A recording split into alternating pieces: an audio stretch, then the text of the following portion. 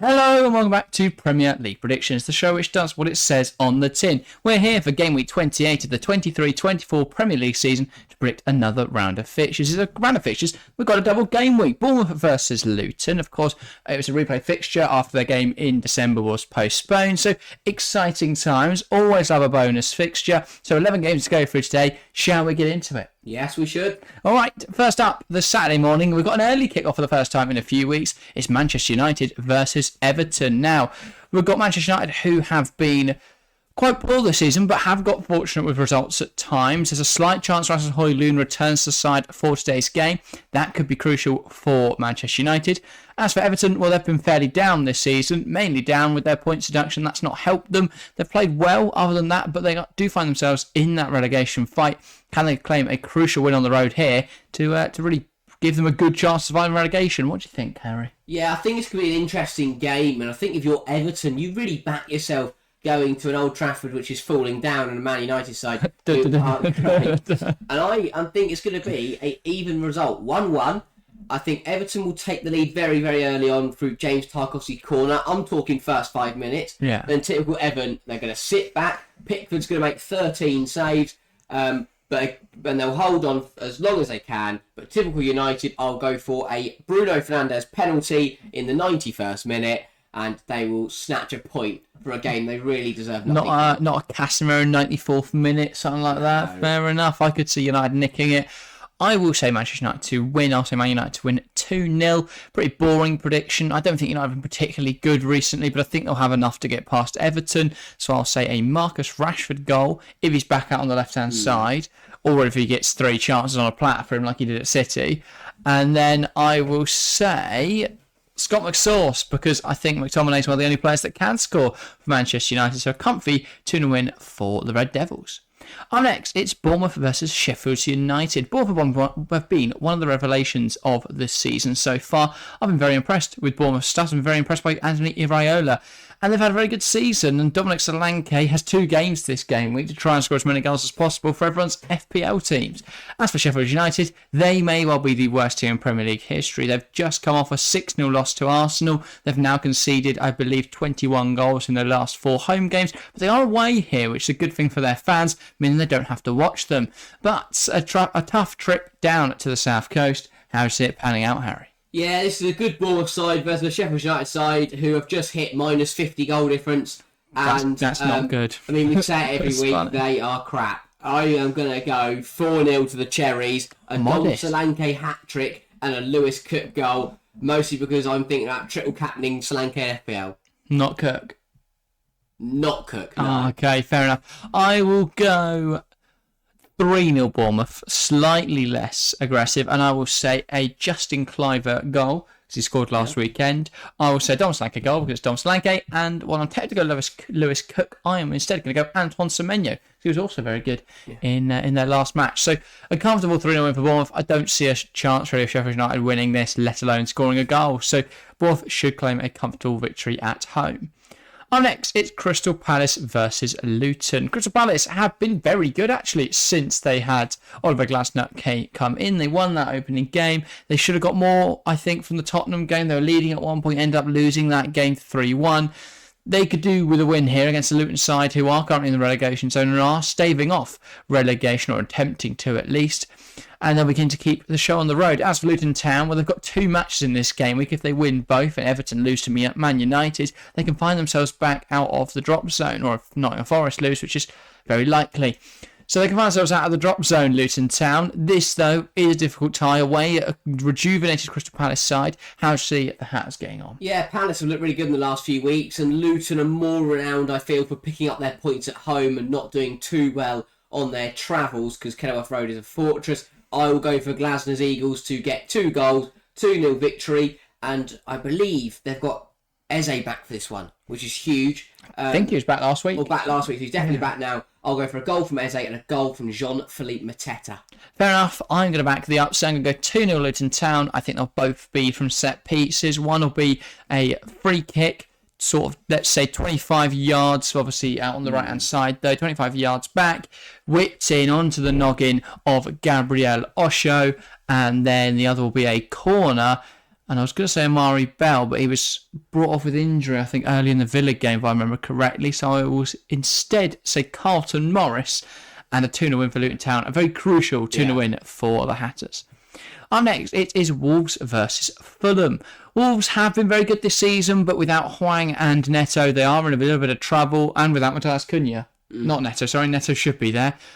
So don't panic if you have him in the FPL. But Wolves, a depleted squad. They are still a very good side, though, and Gary O'Neill's got them playing some good stuff, but they are going to struggle for goals in this game. As for Fulham, they've been very good, very, very good recently, but is that sustainable, given that their best scorer seems to be Rodrigo Muniz or Harry Wilson, neither of whom I would say are particularly brilliant players? But, yeah, how do you see this one panning out? Yeah, I'm not expecting too much from this game. I think they're two decent sides on their day, and they're a bit mediocre both this season. So I'm going to go for Wolves 0, Fulham 0. Fair enough. I am going to back a Fulham victory. I will say 2-0 Fulham. Then they're going to keep the good times rolling. I think it's going to be a Rodrigo Muniz goal, keeping up his good form from last week. And I will say Alex Iwobi to make it 3 consecutive victories for Fulham. Now, that's the 3 o'clocks done. Let's roll on into the 5:30 TV fixture. It's Arsenal versus Brentford. Arsenal have been incredible in recent weeks. They are rolling over teams and they don't really look stoppable. But Brentford do have a knack for killing giants. This is one big giant they've got to try and stumble. Can they do it? I don't know. I think Arsenal, as you say, have been absolutely stupendous recently. They've been really, really good, whoever they've played. And they are scoring goals for fun at the moment. I think they'll do that here. I'll go 4-0 to Arsenal. No sting from the Bees. I will go for a Saliba goal, a Saka goal if he's feeling fit, but he'll probably play for injury because Arteta loves him too much. Then I think you're saying off precautionary. I think he is fit, to be fair. 2 more goal scorers, 1 from Kai Havertz and 1 from, let's go on Rogue, Jakub Kiwior. Fair enough. He's been getting involved with a lot of assists. Week, I think he's got an assist last week, not a goal, but he has been chipping in with a fair few assists now, playing in that left-back role. Yeah. So potentially a goal is coming. I will say a much more modest 2-0 win for Arsenal. I'll say a Saka goal, and then he will set up Kai Havertz for the other. Quite a comfortable 2-0 victory against the Brentford side, who haven't really done a lot in recent weeks. That Chelsea game was just Johan Visser attempting bicycle kicks as Chelsea fell apart. Yeah. So I think they'll struggle this week against a very, very good Arsenal team. On to the Sunday then. It's Aston Villa versus Tottenham at the 1 o'clock kickoff. Aston Villa have been very, very good this season, and they'll be hoping to keep the good times rolling. Last time out, a 3-2 win over Luton Town, but that was hard fought, hard earned. They could have definitely thrown that away at times, but they did get 3 points in the end. As for Tottenham, a similar story as they went a goal down against Crystal Palace, but they fought back late in the game to win 3-1. That seems to be the motto of Tottenham's season. I feel like they've not scored less than 3 goals a game, and they've also not kept a clean sheet all season. So, very high scoring games. Will that follow the pattern here? Yeah, both sides have not had an easy time recently, and obviously they've got the wins across the line, but I wouldn't say they've had Aston Villa in the Champions League spots. I think they'll be quite happy with her. They are, and they're doing okay. But I don't think they've got the wins across the line. But it hasn't been smooth sailing in some of them, like the Luton game, and therefore I think this game is going to be all square. I'm expecting a good game, a well contested game. I think Tottenham will take the lead through Timo Werner. I think he'll get another goal, but then towards the end of the game, Villa use that to their full advantage, and I think it'll be Ollie Watkins equaliser in the last 5-10 minutes that will level the game up. Fair enough. I think these two styles are going to clash quite heavily. I think that Tottenham are very attacking and Villa are very good defensively. If Villa can keep Tottenham quiet and spring on the counter, I think they could cause a lot of issues with their pacing behind. So I will say 3-0 Aston Villa. I'll go for an Ollie Watkins goal, a Leon Bailey goal, and then Tottenham have a real knack of giving away penalties, and I think that'll be to their detriment once again. And I think Douglas Luiz will score from the spot. He's been in a real rich vein of scoring form. He'll be hoping to continue that for all his FPL owners. Up next, the 2 o'clock kickoffs, the first of which, obviously all of this is a consequence of those Conference League and Europa League fixtures. The first of these is Brighton versus Nottingham Forest. Brighton haven't been their usual selves this season. They've not really had that same zip to their game, I wouldn't say, that we've seen in recent years. They faced a Nottingham Forest side, though, that haven't been very good at all this season. and who could find themselves dragged to the relegation zone if results elsewhere go against them. So how do you see Forest faring against the Seagulls? Yeah, Forest have had a bit of a tough season, and obviously very, very unhappy with last weekend's result and the outcome. Brighton, you never know if they're going to win 5-0 or lose 5-0, but I think this week they should be okay. I'll go for a 2-0 victory for the Seagulls, a goal from Mitoma in the first half and a Dingra in the second. Yeah, fair enough. I will back a 3-1 Brighton win, because the Forest are quite good at finding a goal, even in games where they're perhaps not really able to challenge. I think Brighton's goals will come through João Pedro. I'm trying to think of flex you haven't mentioned. I was going to go Billy Gilmore, but of course he is suspended. So I will say Baleba will come in his place and he'll score. And I will go Pascal Gross, who does chip in with goals every now and then. He'll get one here. As for Nottingham Forest, I'll say Callum Hudson-Odoi, because I think he's played very well in 2024 specifically. He's got a couple of goals, handful of goals, looked very dangerous on the ball. I think he'll get a goal here away at the Amex.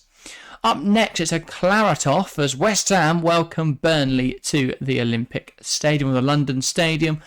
West Ham have been quite bad this season, but they're 6th in the Premier League, so they won't really mind. They've had some real low times, though, especially recently. Lost huge losses to Arsenal and others. It's just not been a great time to be a West Ham fan, but it's even worse time to be a Burnley fan. I think West Ham will be very happy being 6th. Burnley won't be happy being 19th in the Premier League. 8th. United 6th. 7th then, I think. Oh, 7th. Yeah. So still very strong for West Ham. They currently find themselves in Europe, which seems shocking because I can't recall them playing well this season. But Bowen hit a hat-trick recently against Brentford, and can they keep that good form going, Harry? What do you think? I personally think this might be one of the worst games of football that we're going to see this season. Two sides that don't play good football on their day, and especially both sides, I will go for a single goal for West Ham, a 1-0 win. Be a moment of brilliance from Bowen, but overall I think it's going to be a really poor quality game. Yeah, fair enough. I will back a draw, I think. I think Burnley got the capability to get something here. I think a lot of people overestimating West Ham after their last 2 games. A win against Everton, but I don't think Everton are that strong, and a win against Brentford. But again, Brentford haven't been great this year. So I think West Ham could get shocked here because they've not been very good this season. And I think it'll be West Ham 1, Burnley 1. I will say David Dachshund will open the scoring for Burnley, and it will require a James Ward-Prowse free kick to be met by the head of Naif Aguard for a West Ham equaliser later on. Then we have the big one. Quarter 4 on Sunday. Liverpool versus Manchester City. 1st versus 2nd in the Premier League. Join us live. No prediction here. Sorry if you're looking forward to that. But wait, join us on the stream on Sunday. We'll give our prediction in the build-up. I am very excited for it. Harry, are you? Yeah, I mean, these are the kind of games you cannot wait to roll around. Biggest game of the season, towards the end of the campaign. What more could you want? I'm very, very excited. Should be a brilliant game of football as Klopp looks to see out his farewell tour. And Pep Guardiola, well, is his era going to end soon? Possibly so. So both will be hoping to claim more Premier League titles. And if you want to do Premier League titles, you've got to beat the big guns. Up next, though, let's go to the Monday night, because we have still got 2 games of this game. We've got a bit Monday night football with Chelsea versus Newcastle. This should be an interesting one. Chelsea have been terrible recently, but they do often provide an upset in random matches against big sides. As for Newcastle, they've been one of the most inconsistent teams this season. I have a feeling they lost last weekend. I don't remember distinctly who they play. Well, no, they win goals. They beat Burnley, maybe. Yeah, I think they beat Burnley, which makes sense actually.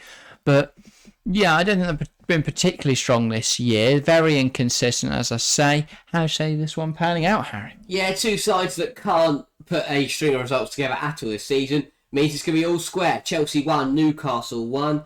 I think Chelsea will take the lead through, Nicholas Jackson. And then Newcastle will level the game up through Trippier free kick, which can be really frustrating. But a point each. Decent result for both sides. Yeah, fair enough. I'll say Chelsea 2, Newcastle 1.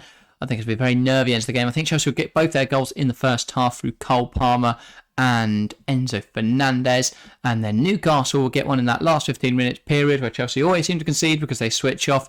I was saying Anthony Gordon goal, but Chelsea just about see out a huge 3 points, which still keeps them in that fight for Europe. On to the Wednesday night and the rearranged fixture between Bournemouth and Luton Town. Now, we spoke about both these sides already, so let's not go into too much preamble, but Bournemouth do need to keep up winning just to make sure they stay where they are. Luton Town need to win to stay in the Premier League. Is that desperation going to be enough for Luton Town? Could they get a result here against the odds? Yeah, I think it'll be a tighter game than the Bournemouth-Sheffield United one on the Saturday. But undoubtedly, Sheffield United are terrible. But I still think Bournemouth will win the game. I'll go 2-1 to the home side. I think Bournemouth take the lead through Solanke. It'll be levelled up from a corner by Reece Burke, and then it'll be a Bournemouth winner in the second half from, let's go, Unal off the bench.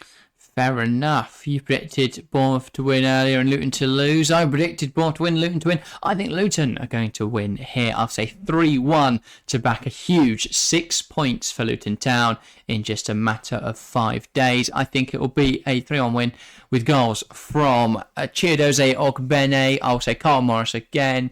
And I will go for Ross Barkley. Wow. Not really had enough goals this season for how well he's played. And I think he'll get one here. As for Bournemouth's goal, I think it'll probably be Dom Solanke because Dom Solanke is very good and everyone wants him to score in the FPL team. So I'm appeasing the masses.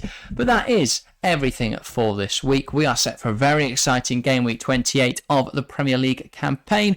10 more to go. We're reaching the business end, Harry. Are you excited? Can't wait. Here we go. And we've got the biggest game of the season arguably left to go with Liverpool versus Manchester City.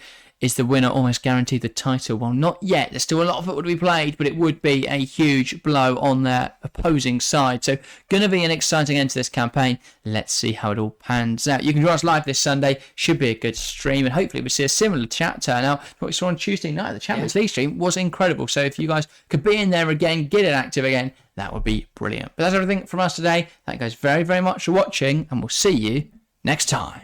See ya.